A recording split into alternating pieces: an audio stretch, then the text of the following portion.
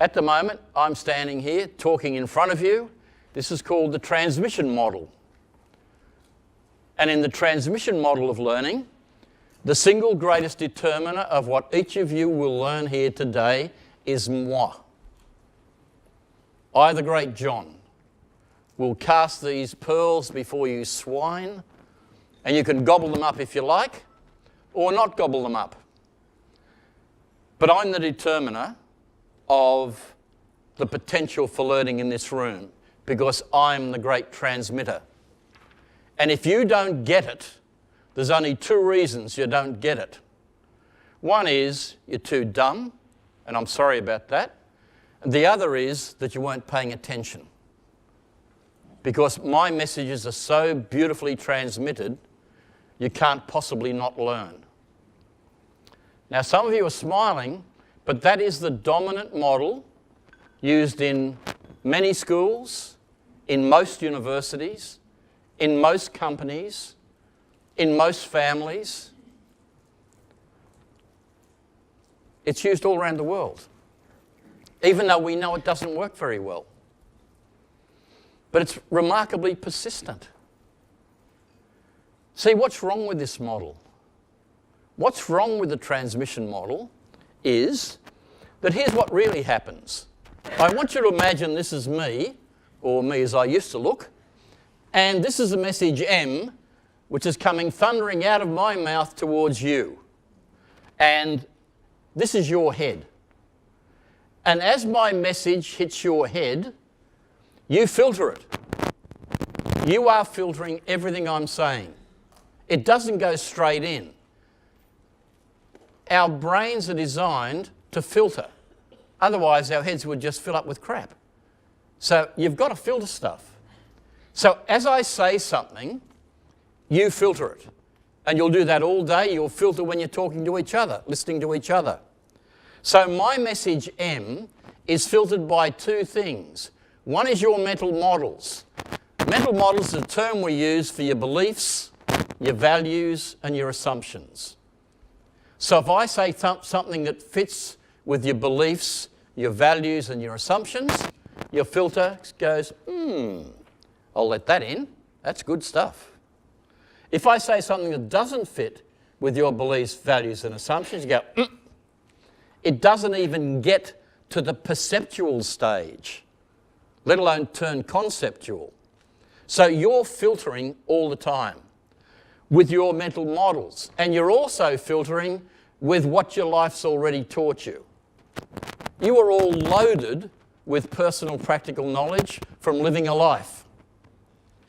And if I say something that fits with what your life has been, in goes that. If it doesn't fit, it doesn't get in either.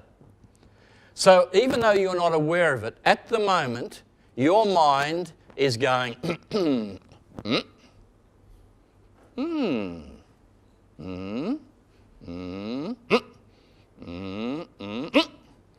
Some of you may be going,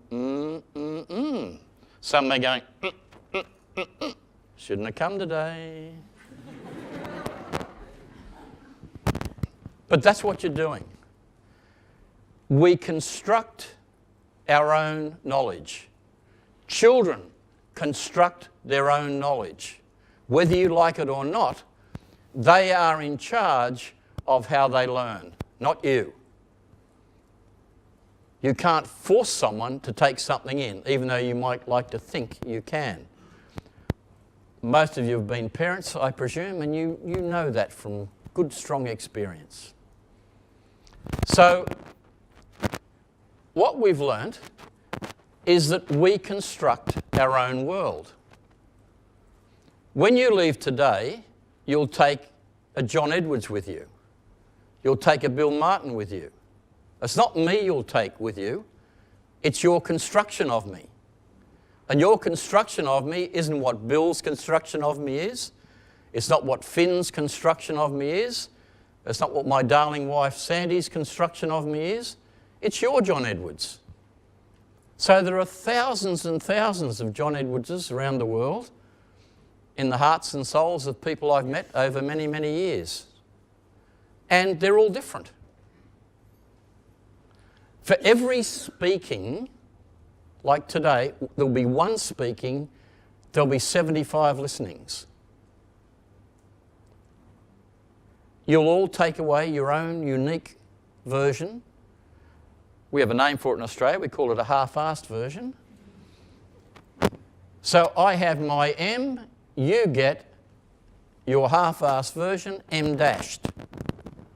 And as it sits in your short-term memory as M dashed, it re-interacts with what you already know and becomes M double dashed, a quarter-assed version of what I said. What you mean? 2 weeks ago, I was with an AFL team in Melbourne, Aussie Rules team, and the coach is talking to the players, and he says, "Now here's what we're going to do at training today. Blah, blah, blah, blah, blah, blah, blah." Yep, they all said. And blah, blah, blah, blah, blah, blah, blah. Yep, they all said. And blah, blah, blah, blah, blah, blah, blah. Yep, they all said. And blah, blah, blah, blah, blah. Yep, they all said. And out they went, and there was pandemonium out there. And I pulled him aside. I said, "Do you really believe that they heard what you said?" He said, "Yes." I said, "How do you know?" He said, "They said yep."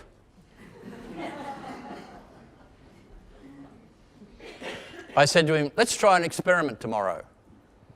When you do it, after you've finished and they've all said yep, yep, yep, yep, yep, get one of them to come out the front and repeat what you said."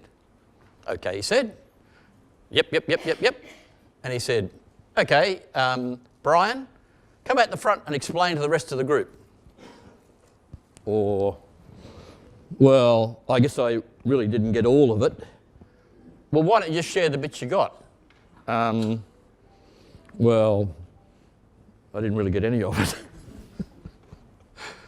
This guy's been coaching for 15 years, and he's believed all that time that when the players say yep, they've understood it. They haven't got a clue. Now, you know that as teachers. You know that. But these are elite sports coaches. Yep, they've got it. So what he does now is he explains to the players, then he gets them to talk to each other, get clear about what they think he said, and then one of them comes out the front and reiterates to the group what the instructions are. For them, this is a dramatic transformation to understand constructivism. The thing that's important for me about constructivism as teachers is every child in your class is your construction. Be really careful of how you construct a child.